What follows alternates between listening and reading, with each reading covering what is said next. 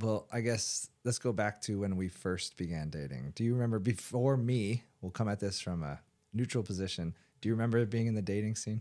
Well, I think looking at myself now and where I was in those particular times, I think I brought some relationship trauma to my relationships, if I'm being completely transparent. Mm-hmm. That was interesting to see it now. And I learned a lot about how to be in a relationship when I finally met you. Like, you really taught me a lot about not running away. I have this thing where I never let people get too close, but I'd let them get close enough. And then I always had this out. And when I met you, you were like, you don't have an out. You're with me. I'm with you. Like, we're going to work through this. And I would work through things. I would communicate in my relationships. But you really helped me be like, stop threatening me that you're going to leave me. That was like my MO in relationships, which was really toxic. But I can admit it. We were lucky though, because we met and we were in that scene a little before all the Tinder stuff came into play. I don't know about you, but I've never been on a dating app. No, Christine just asked me that the other day. One of our girlfriends was like, have you ever been on a dating app? I thought about it. I thought, thank God. No offense to people who are, but it just seems like a place of toxicity too. And I know a lot of people have had really great relationships and they've married their partners that they've met on Match.com and all those things. Good for them. I think the original dating websites are a lot different than dating apps. I feel like it'd just be a cesspool of hookups at this point. If I was 18 to 20 years old in LA and me, Eric, and Jeff had like Tinder, we would just be rambunctious on the streets. Oh my gosh, you would definitely have the clap. You would be full of the studs. The studs. Yeah, but it's a good point though. I mean, think about relationships, and it's hard to meet people. We were talking about on one of our podcasts, it's hard to make friends. Imagine dating people. Now, I don't think you and I have, it's going to sound a little cocky, but we don't have a problem meeting people that way and think in the dating world. But people who are more introverted or don't like to go out or do certain things, I feel like it would be challenging for them to meet partners. Mm-hmm. But what about you? How far have you come in your relationships and dating and stuff? Well, I was a baby when you robbed the cradle. So you're saying I was your first? Yeah, that's right. You're one and only? You're my first everything, especially my first love. You're a liar. Break it down for people who don't know. You were 20, I was 26. We met in a restaurant. No. And you were 20. I was 26. Did I say it backwards? I was 20, you were 26. We met in a restaurant. I was 25, actually. Okay, Grandma. Okay, you little baby boy. That's right. And you didn't know how old I was, but you never asked. So we'd go to the bar and hang out and drink, and you're like, what's up? Yeah, and you were like 20 in a bar with a fake ID. Like, what's up? That's how I do. That is how you did. But before you, it was just that Hollywood lifestyle, bottle service and trying to party. Bottle service and you're not even 21. Continue, please. Break the law. Come and get me. It's too late. This is a comedy podcast. It's all parody. None of it's true. Yeah, sure. But yeah, just those fun nights of being a child in LA until I met the woman of my dreams, being you. Do you remember any dates in the past that were memorable? Oh yeah, I have plenty. Any red flags or crazy moments on a date? Yeah, a lot. Tell me about one. I'm sure I have some awful, but if you have one in mind, you should talk about it because I'd have to really go back into the repertoire of. I'm really trying to think back. Back when. Halftime, like I said, if it was like bottle service days with Eric and Jeff and them, I'd wake up in the morning and then have a text and be like, hey, it's so-and-so. Nice meeting you last night. And I'm like, who? What? I'm like, Eric, do you remember us talking? I don't know. I invited all the girls to the table, so it could have been anyone, would be like the response. Cool. Like, well, they think we're rich because you lied and told them a bunch of stories about yourself. So now we're going to show up to like Barney's Beanery or Promenade at a bar at Yankees or something and be like, I thought you guys were rich producers. Like, well, he works at the front desk and I am a student. Jonathan Club Beach Boy. So what was the worst date you've ever taken somebody on from your perspective? I don't think I've had any bad dates per se.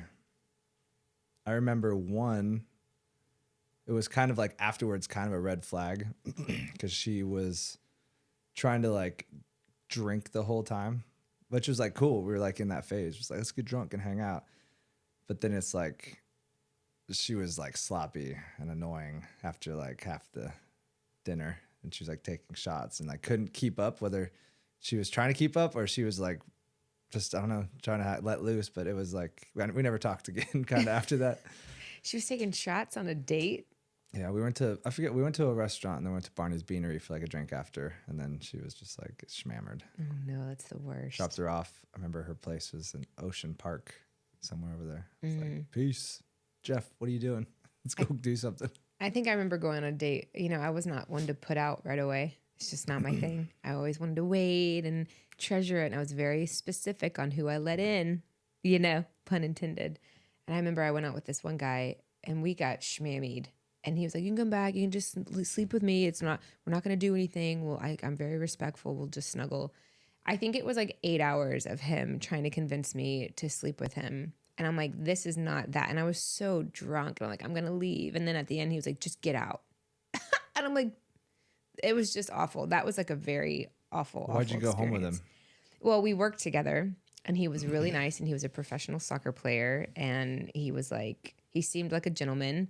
And then he just turned and he became this like really sleazy. This is before the Me Too stuff. But I was like, I'm not going to sleep with you. I don't know you and I'm not going to hook up with you. I'm like, I am so drunk. Like, do not know. And You I kept agreed saying to go no. back I kept to saying his no. house, and I'm not blaming you for that, Yeah. but at the same time, you're so innocent. Are we going to have this conversation? No, I'm just saying you're so innocent that you didn't think that he could be a douchebag. So you're like, okay, I'll come back. You're not trying to have sex with I me. think for women, when a guy says it's just this, we're just going back, I will be respectful. You can sleep in my bed. Like, I'm not going to do anything.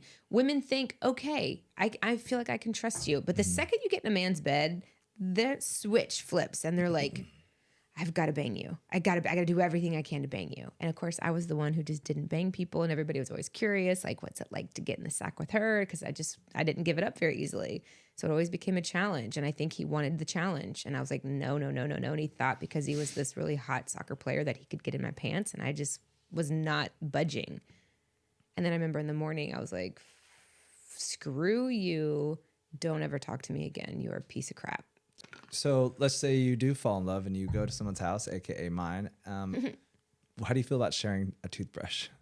When you first start dating, sharing a toothbrush? Did I bring a toothbrush or am I'm just asking, how do you feel about the action of sharing a toothbrush?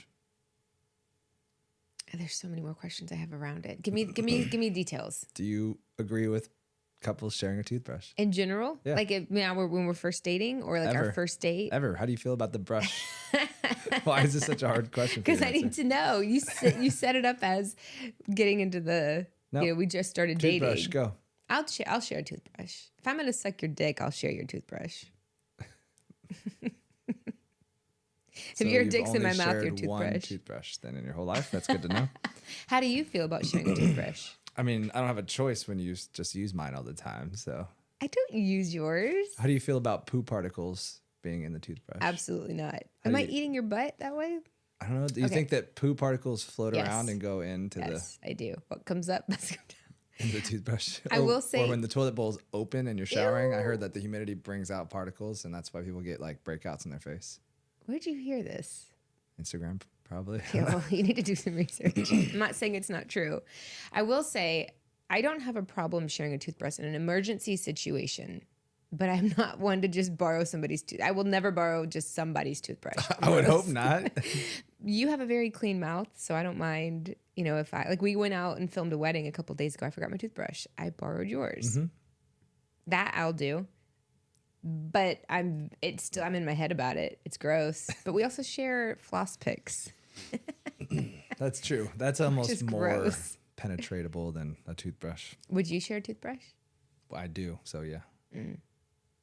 What are some red flags or deal breakers when you start dating someone? Manners.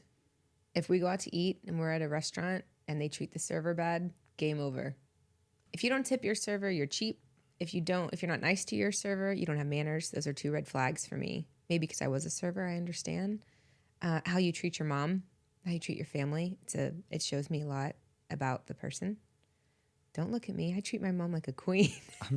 Listening. You're the one that's backpedaling all of a sudden about your own rules. Really, I'd like to say that it's important to feel like the guy can take care of the woman in a way of like picking up the tab.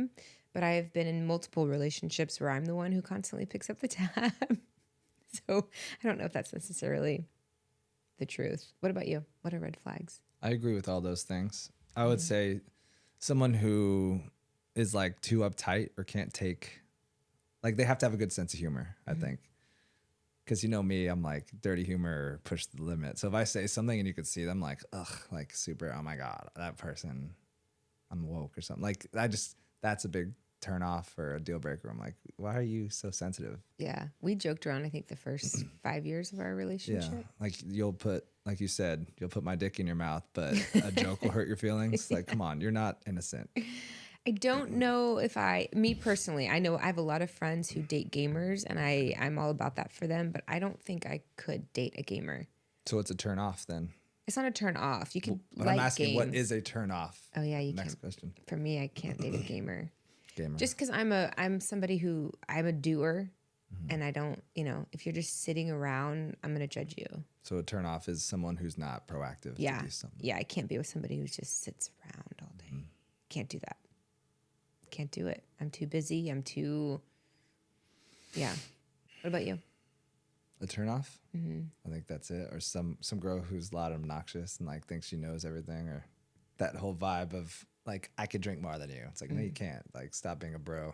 Yeah. Someone who wants to be the feminine one in the relationship, but can still be strong enough to know she's a strong woman, I guess. It's me. It's me. I can't be with someone who's an aggressive drinker either. Just aggressive, like, Yeah. like he gets mad at every drink he takes. No, people who just who drink, when they start drinking, they get mean and aggressive. I've been with those too. Not doing that. That's not fun. Yeah. I'm not going to be with someone who's like really into drugs, hardcore. Like you can't, I can't be with an addict. Sorry. God, I sound like crazy. I have a lot of rules, I guess. It's okay. Yeah. What about you? She has to be from Franklin, Tennessee. She has to, I'm just kidding. I don't even know what the question was. I think you just started talking right there. Yeah. What are some things that are red flags that things you won't date, people you won't date? Have you ever been with a fat woman? Choose your words wisely. Every day of my life. You're dead. This was David's last podcast, R.I.P. In the arms of an angel. Just freeze frame it. Yeah, right? And that was the moment that he knew he fucked up. Yeah. Okay, go ahead. What else? What other questions you got? So in the dating pool leading up to that, when is about the time frame to say I love you normally? Oh, gosh. When you feel it, I guess. When you feel like you love somebody, love them. Tell them. I don't know if there's necessarily a rule. There's infatuation and there's lust and then there's love. And I think trying to decipher between the three, know the difference. But really, there are no rules. Say it when you want. Say what you need to say. Yeah. I knew that I loved you when you came home. And I don't know. You were very different than anybody I'd ever dated. What about if you're with someone who says I love you and you're not ready to say it? How do you go about that? Thanks. Well, this is awkward. Well, now or then? I'm saying if you were like in those shoes or someone's doing it now, how do you react to that? Yeah, I've had guys tell me they love me when I don't love them. And it's hard. It's a sticky situation because you feel bad in a way, but then also it's like, I'm not going to tell you I love you. Did you just say you too or thanks? No. Sometimes I'll Fist bump them. I just get quiet. I'm like, get out of here, homo. Like you just say something back like that. I'm like, stranger danger. What's that? Someone's calling me. The phone's not I know. even. Now you have phones, right? Back then you just run somewhere. Yeah. You don't even know what Oh to man, do. that'd be terrible. Oh, that's Have you had great. people tell you that they love you and you don't love them back? I don't remember. Honestly, if it was when I was like little and it didn't mean anything. No. And there's like in a love note maybe. Yeah. Do you remember like when holding hands was so like intense? You do it at like recess and you knew that your friend was like locked up at that point. But it was funny though, because all the guys hang out and all the girls hang out.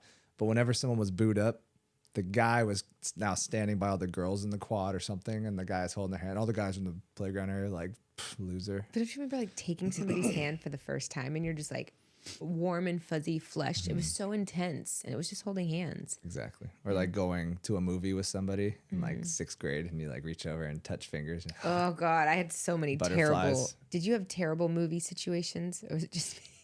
I think times were very different when I was a teen versus when you were a teen. I don't think I had horror moments. I think I was such Did you a ever hook sweet up? boy. Did you ever hook up in the movie theater? What's hookup mean? What does it mean to you? I always thought growing up that hooking up meant like sex. But I think through you are like, no, making out counts as hooking up. Did you make out with somebody in the movie theater? I feel like I did once I got to like I don't know whether it was 8th grade or like beginning of high school, but before that it was just Did like you ever do a this peck. and grab a boob in the movie theater? Like slowly reach down and touch the tip? No, that was more like field trip, back of the bus. You would do it on a field trip? Did you? I think I did once. We slowly like.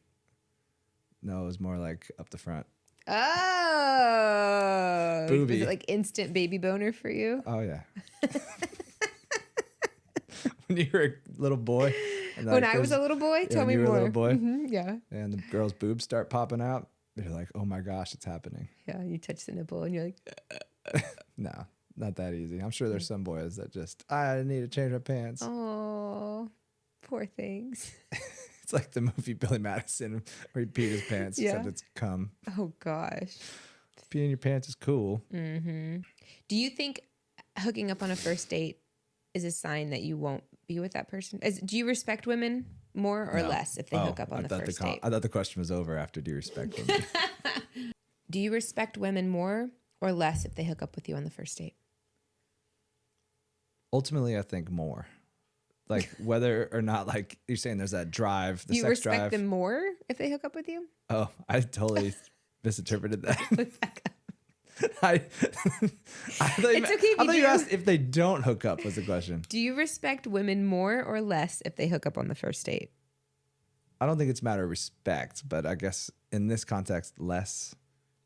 Just because I feel like the chase keeps going and the prey keeps running. It's a thing that guys do. See, it's a thing. But in reality, it's like that's what you ultimately want. But at the end of the day, like if that's ends up being the mother of your child or your wife for the future, it's like you'd rather know that she wasn't a sleazy hoe that night. So does it make a woman a sleazy hoe if she hooks up on the first night? It depends how many times she's done it, I guess. If she does it every single time. What if maybe. she's just got a big sex drive? She just wants to bang, but she's also a really good person. You can be a good hoe. You can. I married one. We didn't hook up the first night. That's what I'm we saying. got a bunch of dates and workouts and fun stuff. Are you glad that I didn't hook up with you right away? Did Yeah. it feel like a challenge? Yeah, of course. I think that it's better in the long run. It's like investing into something where it's like it's going to pay off. It's like you hook up with someone, yeah, you're going to keep going back, but you might just turn into hookup friends at that point. Yeah. Do you feel like it fizzles out faster, or did it make you feel like you earned it, or like did it give you any kind of mental thing? I think it just, if you have been down the rabbit hole of where you kind of have someone you hook up with, then when they go out without you, you're assuming they're hooking up with someone. And then you're like, I don't want to be with someone who I don't think is trustworthy or actually wifey material. So knowing that it's like, no, we have a friendship too. And then it took a few times to hang out to get to there. I think there's more respect in waiting for sure. Yeah, I understand that. Speaking of waiting a certain amount of time, how long do you wait till you take a poo at the other person's house? Never. No. You know what I mean? Like, Oh my gosh. I know that it's one thing to poo with like open door policy or anything. It's like, Oh no. but when you start dating, and then how comfortable are you to be like, I'm going to poop? Or do you go, I actually got to go and do something, and you just go to the gas station because you have to go and you are embarrassed to poop in front of them? Yeah, I wait. I kicked you out of my apartment in LA a bunch. I was like, get out of the house. Like, I have a poo phobia though. Some people don't. Like And you're scared of poo? I'm not scared of poo. Only when it's in my teeth. You shit and look in the toilet and flush as fast as you can. That's you. Well, I flushed the second it's fallen out. That way it's just know. like a vacuum Don't you seal you don't style. want to look at it to make No. sure you don't like have any. Okay, anyway, I always look at mine. I'm still here. You are. But I think when I was on the outs of a relationship, I remember taking a shower in this guy's apartment, and he came in and took a poop while I was showering, and the relationship was over. Ugh. It was over, and I was like, "Get out of here!" He's like, "It's fine, but we had been together for a while. It was over. It was over. I don't know what it was. Something just shifted in my head where I thought, I can't look at you the same ever again." We don't poo in front of each other for anybody listening to this. My friends think it's crazy because I am like gas eponymous, and Ew, don't say that. You're right. I'm not. I don't want to have to divorce you after this You're not podcast. going to. How long do you wait to introduce someone to your family? I think it's always fun to introduce your partners to your family. But I was very cautious about who I brought around my family. I think only 3 of my partners or the guys I've dated have ever met my parents. Honestly, I'm looking at it now. I'm trying to go back. Yeah, I think only 3. Mm-hmm. 3. I've dated a lot of people. I haven't slept with a lot of people, but I have dated a lot of people. And I had certain things. Yeah, I think the criteria, I was very particular. But I also know how my parents are. And if you didn't cut it, there's no way. Then how did you even have some of your exes in I your just life? had fun. I had a good time. I like dating. I liked people. I find the good in people. And I really, I dated all kinds of different people. You like broken people? No, I dated a lot of people who weren't broken. Till after you were done with them. You mean I fixed them or I broke them? You broke them. You like broken people or you like breaking people? No, it's one of the two. I like people. I see people's hearts. Like I fall for people and who they are. Mm-hmm. And sometimes people don't see who they are. I don't have a type. So I date, I would be attracted to all kinds of people. It's not like I have a particular person. I'm like, that's the guy and I keep dating the same person over and over. I would date all kinds of people. That's obvious. Yeah. Because your ex was nothing like me. Nothing like you. And the guy before that, nothing like you. The guy before, they're just, I like people's intentions and I can see how good people are. And I like to date good people and fun people. And yeah, I find beauty in everything. That's nice. Yeah. What about you? Do you have a type? Mm-hmm. Yes. Brunette. Mm-hmm. For the most part, I guess.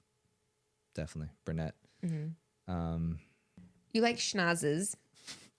I like a big Jewish toucan. You do. You like the schnoz. Who else has it? The one you're talking about, but who else besides that? All of them? They all have schnozzes? Yeah, I think so. I'm attracted to a You profound like a nose. Yeah, you like big noses. Yeah. Must be the Jew in me. Yeah. You like the booty. Yeah. I like a butt. Mm-hmm. I think more than anything, I'm just a pretty face kind of guy. Mm-hmm. That's what first gets me. The face. And I'm like, stand up. What do the rest of your body look like? Turn around. Bend Stick over. it out. Even that girl got the snap. Even David's got a shout. Baby got nose. If we're talking about types, we're talking about families. So, Oh, yeah. Families. Let's talk about family. so when you introduced me to your family, Mm-hmm. me to your family, Meteor. meteor shower, Yeah. tell me about that first interaction. Really, it should be yours because we met your family first. That's right. That's how I knew that you were the one I wanted to marry. Really? When I met your family? When you came up to the Bay and you met everybody and just clicked and the whole family and all the friends loved you and we just had a blast. Yeah. What happened? To us being friends. Yeah, that was really fun. And that was honestly, I think when I flew up to the Bay, that was when I fell in love with you. Yeah. And I picked you up at Oakland Airport. Mm-hmm. Yeah, nobody had ever booked me a flight and been like, come. I mean, it was, I was like, wow, this guy's a man. Like, he's legit. And it was awesome. And then when you picked me up, you drove an hour out of your way to scoop me up from the airport. And you held my hand. And I remember thinking, I don't feel like I've missed a beat. Like, I feel like I've been with you my whole life. It felt so natural and it felt so right and so good. And then I met your family. I was like, oh my God, I love your You're family. like, never mind. I love your family. I met your friends. I was like, this is cool. I could do this. This could be my life. And it was just from there, it's awesome. And now it is your life. And now it is my life. And it's still awesome. I still love your family. I still love your friends. And then you met my family and I warned you. I was like, this is what you have to look for. I was nervous for you to meet my family because I thought they're all going to be on their worst behavior. And they weren't. They were strangers. I didn't recognize them. What happened when you met my family? Your mom told me, fuck you. Mm-hmm. That was accurate. Then we went to a Raider Titans game and Why'd all she say became best fuck you? friends. Back up. You can't just drop that and people be like, what is he talking Well, about? the main thing was you came to see me in the Bay, and a month later, I was, as you probably learned quickly, I was like, I'm a Raider fan. And I was like, well, I've never been to Nashville, and the Raiders are playing the Titans. I was like, why don't we book a trip to see your family? And then we bought tickets to the game. We bought your parents tickets to the game. And your mom was like, he better not show up in Raiders stuff or he's not allowed here, like joking. And then I hopped out of the rental car and I remember she said, fuck you, because I was wearing a Raiders shirt. Yeah. Right, I got that. My mother's a New Yorker, so fuck you is like saying the word like in our house. It's just natural. Yeah, like you, that totally makes sense. Your breakdown. Like you. Yep, it's the same. Yeah. It's like saying like. But down that rabbit hole of just families now, and we are married, let's talk about how do we balance the holiday season? Because it is Christmas coming up. Yeah. And at first, I feel like it's always a debate between the spouses, me and you, on me being like, no, I always do with my family. And you're like, clearly, I always do with my family. So how do we make this work? I think it was the first few years that we were together, we were killing ourselves to make sure everybody else was happy. So I think we would do Christmas Eve with your family and then fly that night to see my family for Christmas Day and then, or vice versa. And we were just constantly losing the holidays for ourselves to make sure everybody else was taken care of. And then we'd get tired and we'd be sick and we'd have to take off work. It became a chore instead of something that we were looking forward to. Same with Thanksgiving. It was like, who gets Thanksgiving? Are we going to do New Year's? Just balancing it all. Yeah. So I think you and I sat down and said, how can we make this fun for us too? And we just told our family we were going to alternate every other year. Yeah. So one family gets Christmas, one family gets Thanksgiving, and then the next year we switch. Yep.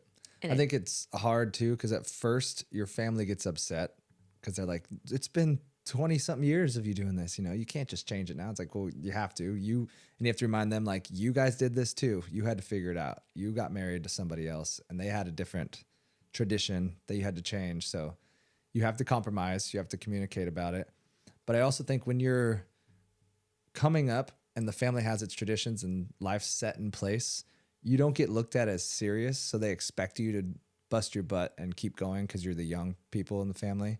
And like you said, we get tired and we're run down. And it's like, no, we need to probably switch it up and tell them how it's going to be from now on.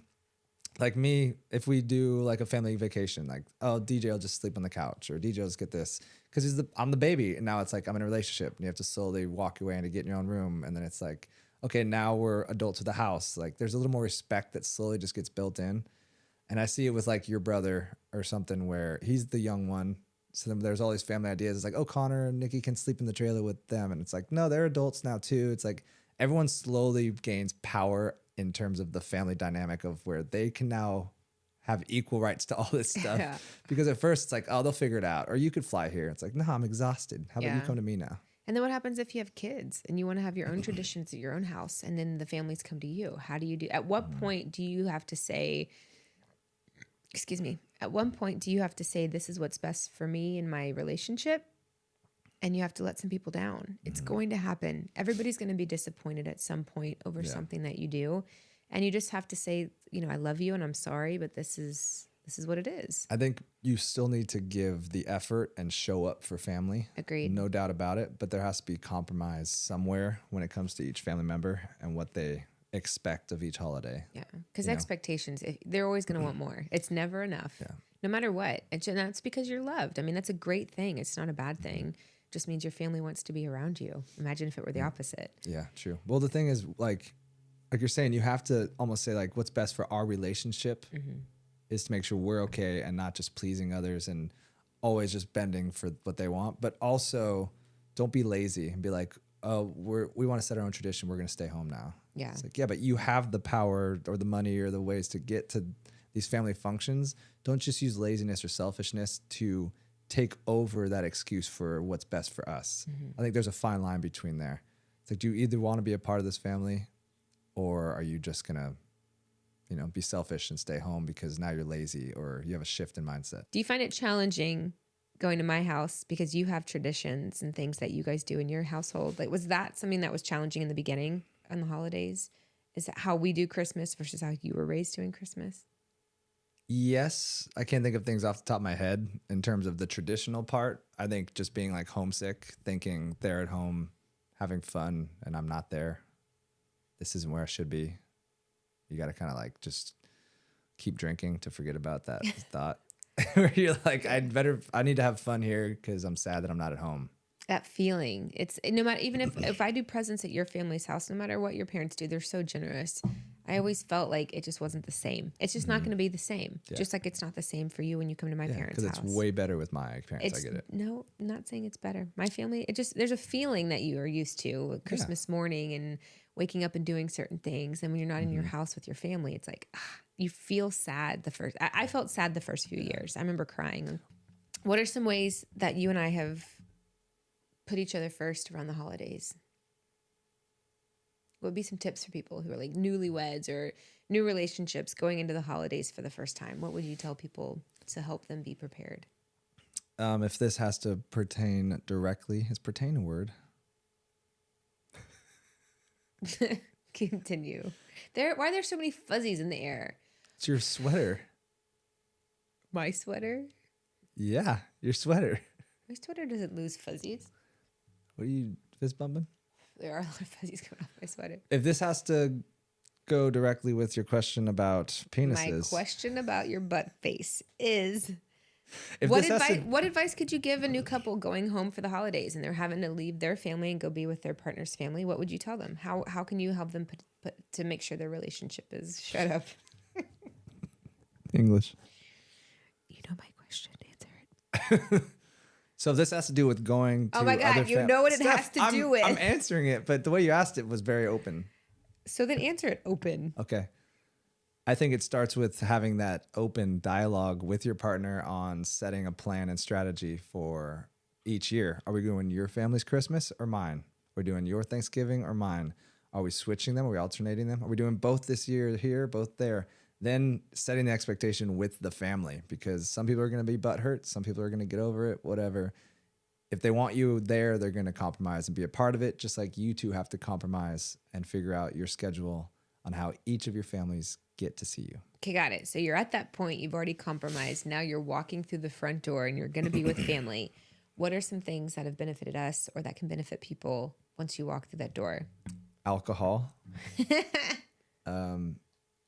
Don't show up empty-handed.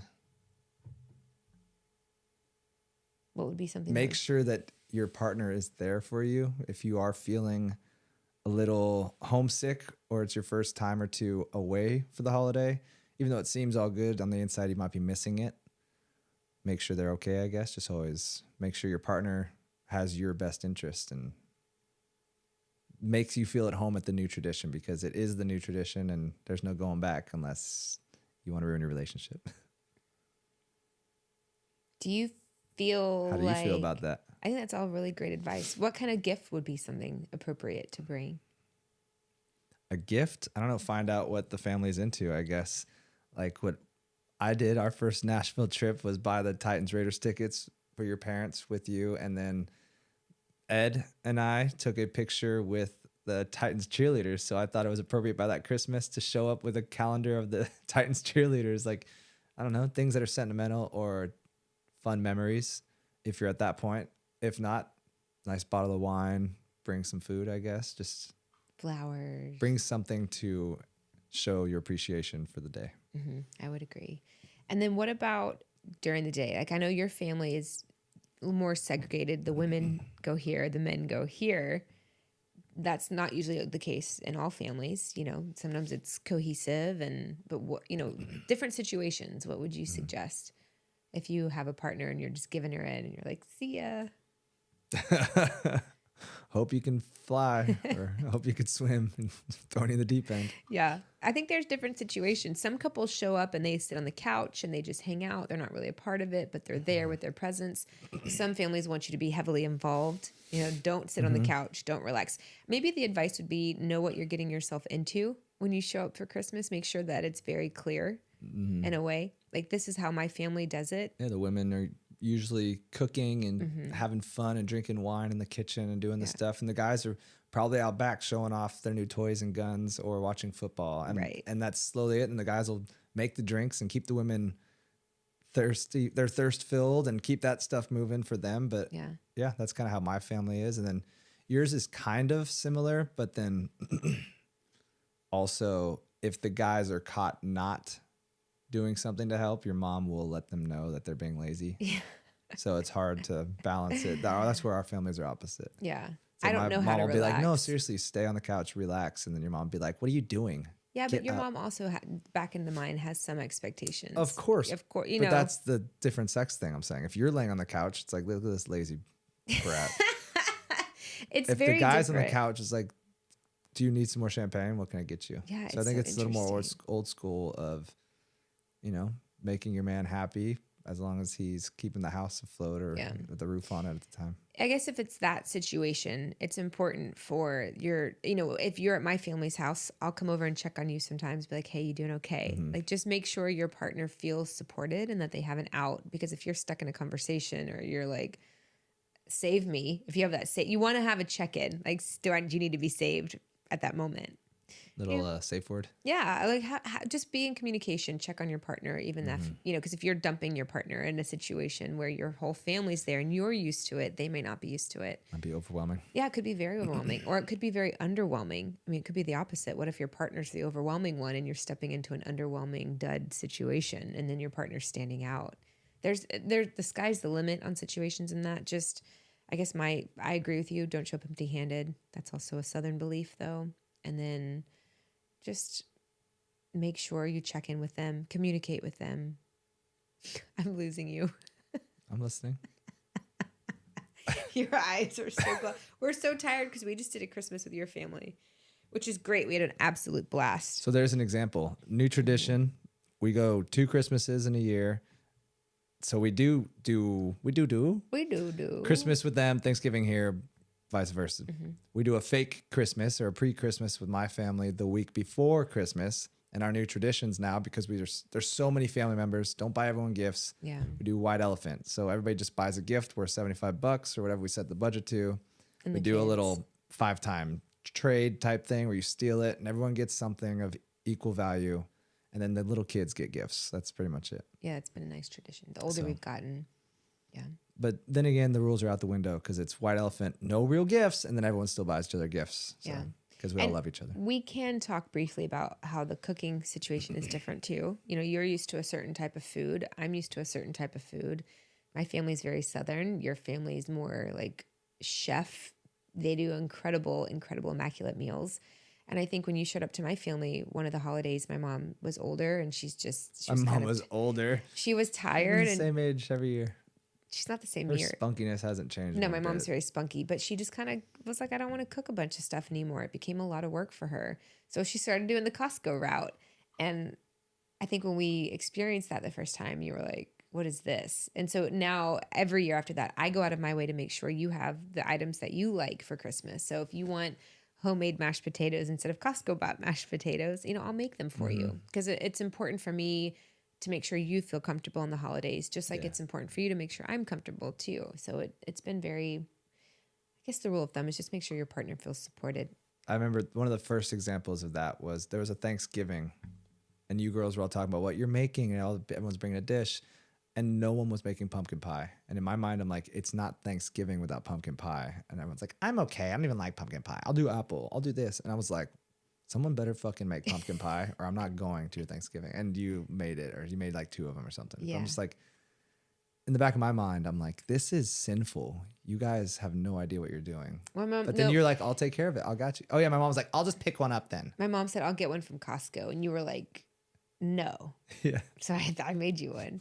But just, those kinds of things in your relationship, especially on the holidays, and it's going to be heightened and people are going to fight possibly. And you're going to, everyone's either going to get along perfectly or going to get along with a little tiff. Just another rule of thumb is try not to get involved unless that situation directly involves you. And that's something I'm really going to work on this Christmas is Well, everyone comes to you with a complaint, and then you have to give an opinion, and then that person might tell the other person, and then it's like, you're involved. Don't do it. I don't want to be involved. I don't want to be involved in the holiday drama. I like to insert myself sometimes because I feel like I can fix it and I can be the mediator. And I'm not going to do that this year.